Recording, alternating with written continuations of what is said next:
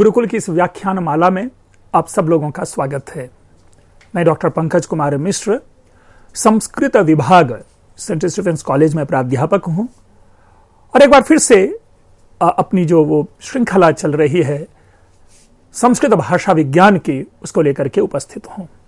संस्कृत भाषा विज्ञान के अंतर्गत हम लोग लौकिक संस्कृत की विशेषताओं में प्रवेश कर चुके थे और तदनुसार हमने लौकिक संस्कृत को इस दृष्टि से देखने की कोशिश की कि इस लौकिक संस्कृत में अल्प अपवाद होते हैं, बहुत कम अपवाद देखे जाते हैं। शब्द रूप क्रिया रूप में विविधता समाप्त हो गई, संधियां अनुशासित हो गई, सुदीर्घ समास का आगमन हो गया, लंबे लंबे वाक्यों का सृजन प्रारंभ हो गया, दुरूह शास्त्रीय ग्रंथों की रचना होने लगी और साहित्य अनवरत रूप से आगे बढ़ता रहा। और इस सब के नेपथ्य में जो नियामक शक्ति थी, वह नियामक शक्ति थी भाषा की नियमबद्धता। तदनुसार आगे देखते हैं कि जब हमने कहा कि भाषा में नियमबद्धता, या जब हमने कहा कि लौकिक संस्कृत में ऐसा ये या वो परिवर्तन है, तो उनमें और क्या क्या किस रूप में यह परिवर्तन है, हम जब उसी को देखते हैं तो वह विशेषता होती है। और विशेषता का तात्पर्य है जो वैदिक संस्कृत में नहीं पाया जाता और लौकिक संस्कृत में पाया जाता है, यह विशेषता है। या जो लौकिक संस्कृत, जो वैदिक संस्कृत में पाई जाती है और लौकिक संस्कृत में नहीं पाई जाती, तो वो लौकिक संस्कृत की विशेषता होगी। तो अस्तु, अब देखिए ये क्या है कि ये कुछ रूल्स हैं, कुछ नियम हैं, जिनके आधार पर हम लौकिक संस्कृत की जो विशेषता है उसको देखते हैं। मित्रों, पूर्व के व्याख्यान में भी मैंने चर्चा की कि लौकिक संस्कृत में 48 स्वर वर्ण रह गए, जबकि 48 ध्वनियां रह गईं, जबकि वैदिक संस्कृत में 52 ध्वनियां थीं। ड़, ड़, जिह्वामूलीय और उपध्मानीय, यह इनका लोप हो चुका है और इनके प्रयोग जो है आज लौकिक संस्कृत में नहीं देखे जाते। ऐतिहासिक मनोरंजन की दृष्टि से यह हम जरूर कहते हैं कि ड़ ध्वनि हमारे यहां जब जब हम पढ़ते हैं संधि के नियम, तो संधि के नियम में जब हम गुण संधि में जाते हैं तो तव प्लस लृकार वहां तवलकार आता है, और इसी प्रकार लृ प्लस आकृति करके हम उसे लाकृति करते हैं। तो ऐसे ये दो हमारे पास नियम प्राप्त होते हैं यण संधि में और गुण संधि में। इसके बाद हम देखते हैं क्या कि जो लृ है, लृ जैसा भी हमने कहा लाकृति और तवलकार, क्रिया में भी हम क्लिप जो है वहां पर भी लृ जो है यह हमें विजिबल है, हमें दिखता है। तो इस प्रकार से अपनी उपस्थिति तो प्रदर्शित कर रही है ड़ ध्वनि, लृ ध्वनि, लेकिन सामान्य व्यवहार में यह ध्वनि अब प्राप्त नहीं होती। ए, ऐ, ओ, औ, ये सारे के सारे जो शब्द हैं ये मोनोफ्थोंग्स के रूप में, यानी मूल स्वर के रूप में पाए जाते हैं, न कि डिप्थोंग्स के रूप में, संयुक्त स्वर के रूप में, जिसके विषय में पहले भी सूचना दी थी कि ये ध्वनियां जो है वस्तुतः ये डिप्थोंग है, ये संयुक्त स्वर है, अर्थात अ और ई के मेल से ए बनता है, ये हम आप सभी जानते हैं। अ और उ के मेल से ओ बनता है। तो इस प्रकार से ये स्वर में भी क्या है, संयुक्त स्वर है। इसी के साथ हमने यह भी चर्चा की कि जो अनुस्वार है वो वैदिक संस्कृत में हमारे पास दो रूपों में प्राप्त होते हैं। एक जिसको कि हम बिंदी कहते हैं अनुस्वार, और दूसरा जिसे कि चंद्र बिंदु कहते हैं। तो इस दो प्रकार से ये हमारे सामने प्रयोग आते हैं, लेकिन मानो इसे भी हमने एक नेजलाइजेशन इसका कर लिया है, ये हमारे लिए एक अनुनासिक अभिव्यक्ति बन चुके हैं ये दोनों। शब्द रूप में अगर देखें, जैसा वैदिक संस्कृत को देखें देवाह, देवासह, लेकिन लौकिक संस्कृत में देवाह रूप प्राप्त होता है। इसी प्रकार वैदिक संस्कृत में आप देखेंगे देवैः भी प्राप्त होता है, देवेभिः भी प्राप्त होता है। अब ये जो रूप है वहां पे वेरिएशन है वैदिक संस्कृत में, लेकिन लौकिक संस्कृत में क्या है कि ये एक शब्द मात्र में निष्ठ हो गया और वह है देवैः। तो इस प्रकार से द नंबर ऑफ एक्सेप्शंस इन शब्द रूप एंड धातु रूप बिकम लेस। जो हमारे पास शब्द रूप और धातु रूप में जो संख्या है, जो उनमें जो विविधता है, उनमें जो विषमता है, उनमें जो वैरायटी है, वे हमारे पास कम हो गए। इसी प्रकार the rules of euphonic junctions, that means sandhi, have become compulsory. Yes, in writing it is must. हम आप भी, यानी अगर आप सीखते होंगे संस्कृत, अगर कॉलेजेस में होंगे तो जरूर आपको शिक्षक कहते होंगे कि नहीं, संधि करके लिखो। तो ये जो है हमारे लिए एक कंपल्सरी हो गया, और यही कारण है कि जितने भी हमारे साहित्य हैं, हमारे शास्त्र हैं, उसमें संधि युक्त आप पदावली पाते हैं। और यह संधि का ही परिणाम है कि भारवी या माघ जैसे कवि ऐसे ऐसे पद्यों का निर्माण कर जाते हैं जहां पर एक वर्ण ही पर्याप्त, एक वर्ण ही हमें दृष्टिगत होता है, जबकि उसमें अन्य वर्ण भी प्रयोग में लाए गए, लेकिन संधि के कारण अन्य सारे वर्ण विलुप्त हो रहे हैं। ननो ननुन्नो नुन्नो नो, नाना नाना नना ननु, नुन्नो नुन्नो ननुन्नेन्नो, नाने नानुन्नुन्नुत। इससे सुंदर परिणाम संधि का और कुछ नहीं हो सकता कि यह केवल संधि की भूमिका है, जिसने केवल और केवल हमें ना वर्ण ही दिखने के लिए छोड़ा। इसी तरह से वैदिक संस्कृत में 11 प्रकार के लकारों का उल्लेख प्राप्त होता है, जबकि लौकिक संस्कृत में केवल 10 प्रकार के लकारों का उल्लेख प्राप्त होता है। And accordingly the use of लेट लकार is no more in classical Sanskrit. जो लेट लकार है वैदिक संस्कृत का, वो हमें लौकिक संस्कृत में प्राप्त नहीं होता है, नहीं के बराबर है, नहीं है, यानी 10 ही लकार है। इसी प्रकार द यूज ऑफ एक्सेंट, जो उदात्त, अनुदात्त और स्वरित है, जो वेद में अगर आप वैदिक ग्रंथ देखते होंगे, ऋग्वेद के ग्रंथ देखते होंगे, तो उसमें आप पाते होंगे कि स्वर चिन्ह लगे होते हैं, उदात्त, अनुदात्त और स्वरित। और पाणिनि व्याकरण के संज्ञा प्रकरण में आप पढ़ते होंगे उच्चैरुदात्तः नीचैरनुदात्तः समाहारः स्वरितः। लेकिन ये लौकिक संस्कृत में अब यूज ऑफ जो एक्सेंट है वो नहीं पाया जाता। ठीक है, हम यहां पर केवल अब बलाघात मात्र से काम चला लेते हैं। इसी तरह से जो प्राइमरी सफिक्सेस थे, जो जैसे तुम है या त्वा है, वैदिक संस्कृत में अलग अलग मंत्रों में आप पाएंगे कि एक ही अर्थ में, उस जैसे तुमुन प्रत्यय है तो उस एक अर्थ के लिए कई सारे ऐसे प्रत्यय प्रयोग में आ गए। इसी प्रकार ल्यप के कई प्रयोग हमें प्राप्त होते हैं, तुमुन के कई प्रयोग प्राप्त होते हैं। मतलब एक एक जैसे तुमुन प्रत्यय के आपको 12-12, 16-16 वेरिएशंस वहां मिलते हैं। त्वा प्रत्यय के साथ भी यही है, कई सारे उसके वेरिएशंस मिलते हैं वेद में, वैदिक संस्कृत में। लेकिन लौकिक संस्कृत में हम इन सफिक्सेस का, हम इन प्रत्ययों का अभाव पाते हैं। अभाव नहीं पाते, बल्कि हम एक में निष्ठ पाते हैं, यानी many suffixes have been replaced by just one, and that is तुमुन, एंड दैट इज त्वा, and that is some others. तो ये जो चीजें हैं, ये भी अगर आप देखें भाषाई दृष्टि से तो ये संस्कृत का उपकार है, क्योंकि हम जब एक ही अभिव्यक्ति के लिए कई प्रकार के प्रत्ययों का प्रयोग करते हैं तो वहां पे कंफ्यूजन क्रिएट होता है, क्योंकि जो समझने वाले जो विद्वान होते हैं केवल वही उनको समझ पाते हैं। आम व्यक्ति के लिए वह हमेशा के लिए दुर्ग्राह्य कहें या अग्राह्य कहें, वह स्थिति बनी रहती है।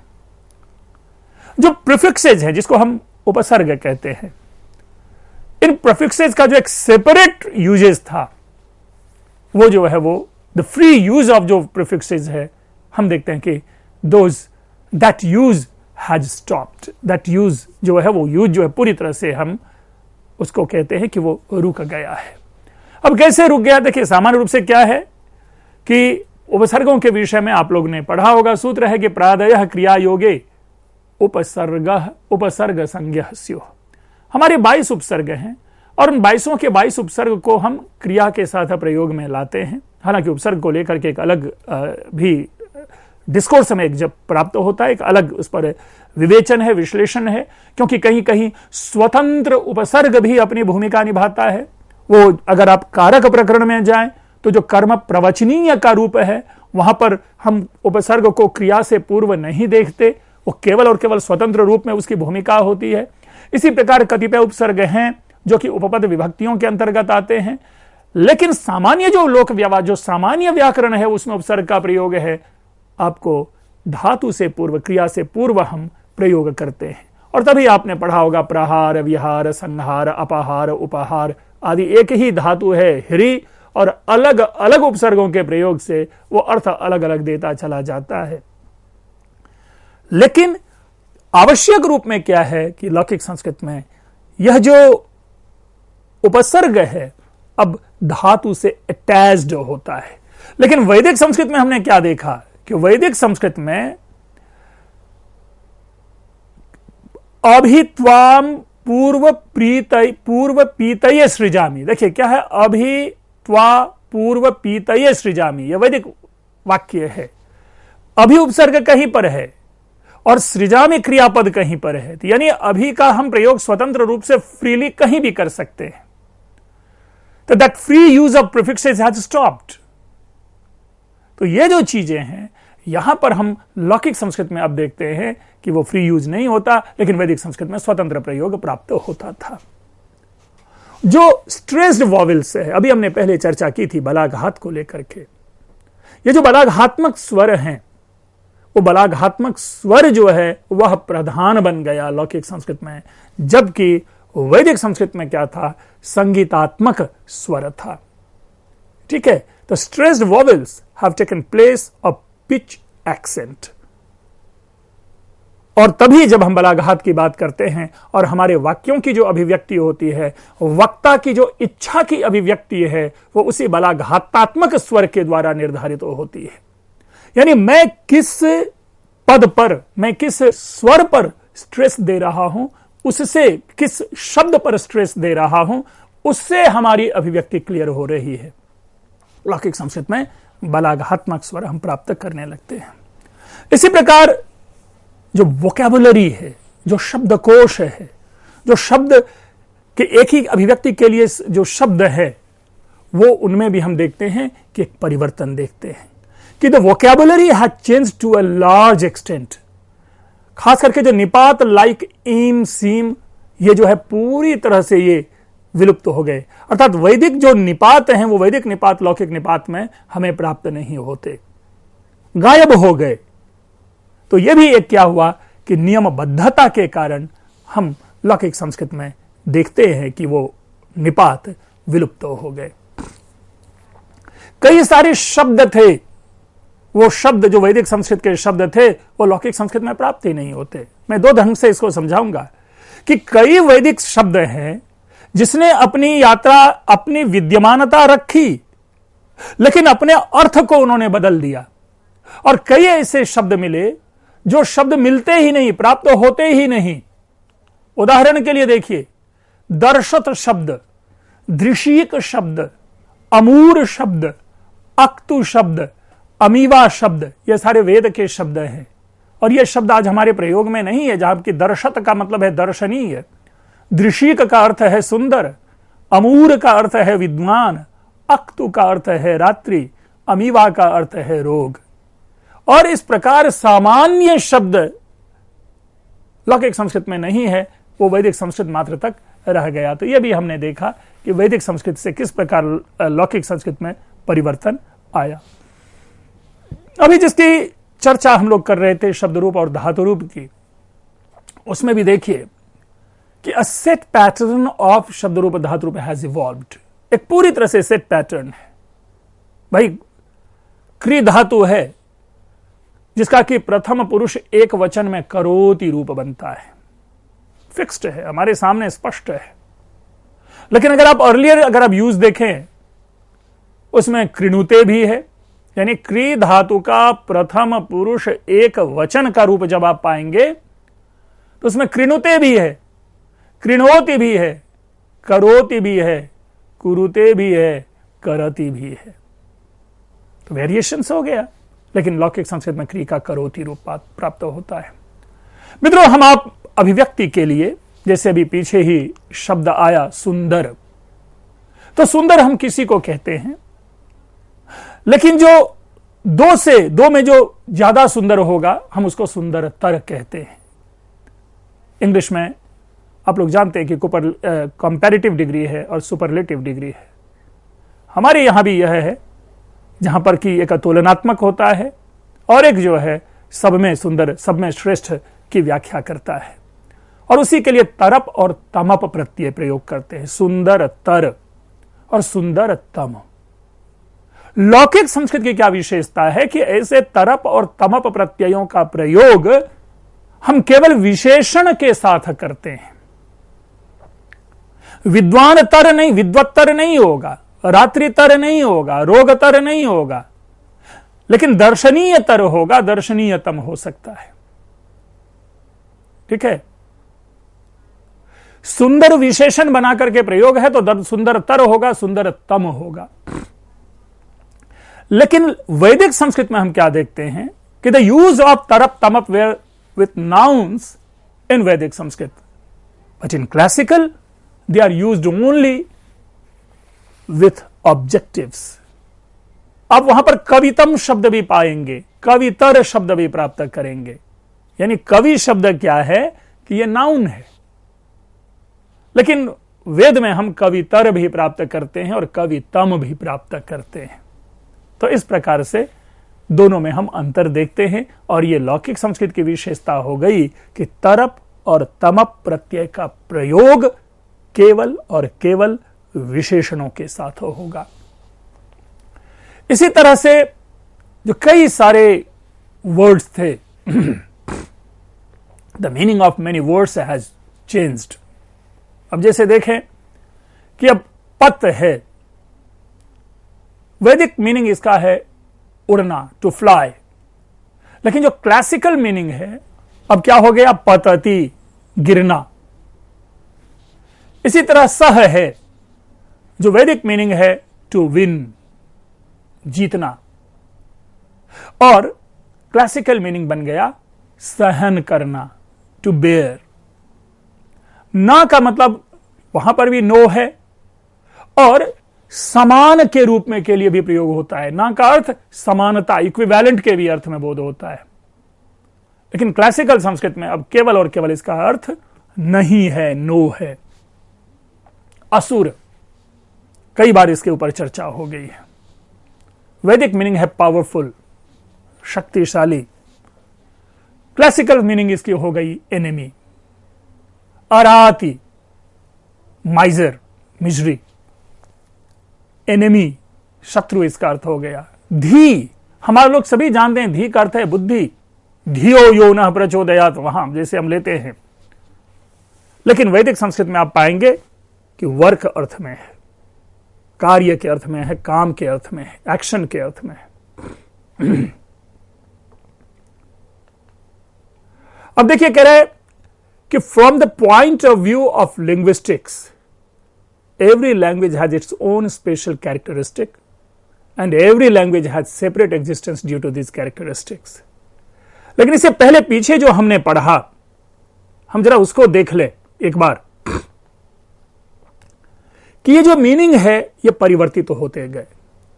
अब एक चीज और हमने कहा कि देखिए वेदकालीन शब्द तो उपलब्ध होते हैं हमारे पास, जिसमें किस प्रकार प्रकृतिगत हम लोगों ने भेद ले लिया।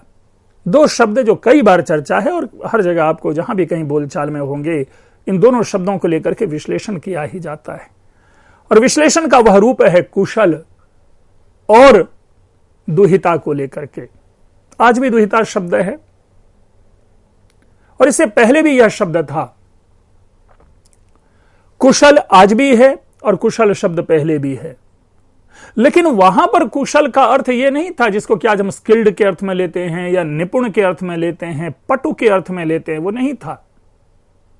यह पहले था जो कुश नामक घास उखाड़ करके लाता था, उनको कुशल कहा जाता था। कुशान लाती थी कुशलः। लेकिन आज हम हर उस व्यक्ति को कुशल कहते हैं जो अपने अपने क्षेत्र के सर्वाधिक जानकार होते हैं, हम उनको कुशल कहते हैं। कुशल छात्र, कुशल खिलाड़ी, कुशल वक्ता, कुशल गायक, अपने अपने क्षेत्र के जो श्रेष्ठ होते हैं उनको हम कुशल कहते हैं। लेकिन यह भी अर्थ कैसे बना, इस अर्थ की कैसे स्थिति बनी, तो उसके पीछे भी वही तर्क है कि कुश नामक घास को उखाड़ने के लिए भी आपको एक विशेष कला आनी चाहिए। अगर वो कला नहीं है आपके पास तो आप लहूलुहान हो जाते हैं, आप क्षत विक्षत हो जाते हैं, क्योंकि कुश नामक घास की पत्ती के किनारे से आपके हाथ छिल जाते हैं, कट जाते हैं। यहां पर उसी एक रूप को लौकिक संस्कृत में कैरी किया और हर व्यक्ति को कुशल कह दिया गया। सिमिलरली जो दुहिता शब्द है, प्राचीन काल में जो गो दोहन का कार्य होता था वह गृहपुत्री किया करती थी, बेटियां किया करती थी गाय को दूहने का काम। और दुहिता शब्द है जो दूहने वाली लड़कियां होती थी उनके लिए दुहिता शब्द प्रयोग होता था। अब चूंकि यह कार्य लड़की करती थी, इसलिए दुहिता शब्द को हमने यहां पर बेटी अर्थ में ले लिया।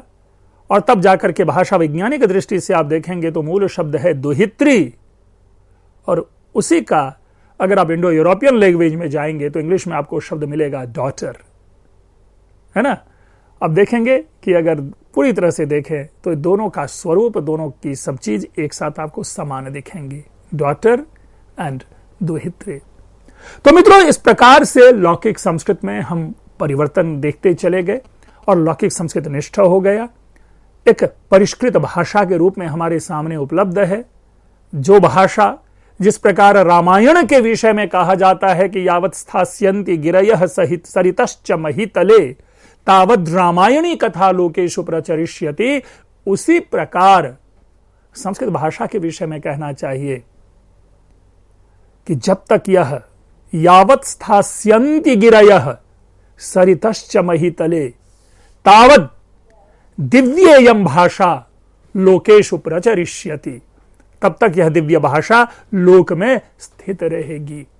और उसका एकमात्र कारण है कि इसमें किसी भी प्रकार का मिश्रण नहीं है। और मित्रों, हमें ऐसे मिश्रण से बचना चाहिए भी, कारण कि जैसे ही हम विदेशी भाषा का प्रचुर प्रयोग अपनी भाषा में करने लगते हैं तो जो मूल और प्राथमिक भाषा है वो अपने स्वरूप के लिए ही स्थान तलाशती रह जाती है। हिंदी के साथ देखें कि हिंदी की मौलिकता विनष्ट हो गई, क्योंकि जितने भी अन्य अन्य भाषाएं विदेशी भाषाएं हैं वो सारी की सारी विदेशी भाषाओं के शब्द ने उसमें अपना स्थान बना लिया। चाहे वो अंग्रेजी का हो, चाहे वो अरेबिक हो, चाहे वो पर्शियन हो, चाहे उर्दू हो, चाहे अन्य कोई भी हो, यानी हिंदी की अपनी मौलिकता क्या है, कदाचित यह भाषा वैज्ञानिक इसके ऊपर विमर्श करेंगे, लेकिन मेरी दृष्टि जो है, ये मेरी टिप्पणी है कि हिंदी अपना एक स्वरूप लेकर के अब आगे बढ़ पाने में कदाचित अक्षम है। और यह हिंदी भाषा के लिए भी संकेत है कि हम यथासंभव अपने शब्दों का प्रयोग करें।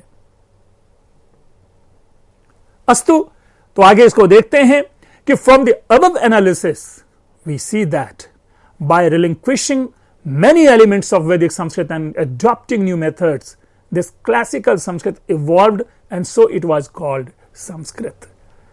इसके जो संस्कृत कहे जाने के पीछे जो भाषा विज्ञानी का कारण है वो है ही यही कि संस्कृत का मतलब ही होता है परिष्कृत, परिमार्जित, और वो है संस्कृत भाषा।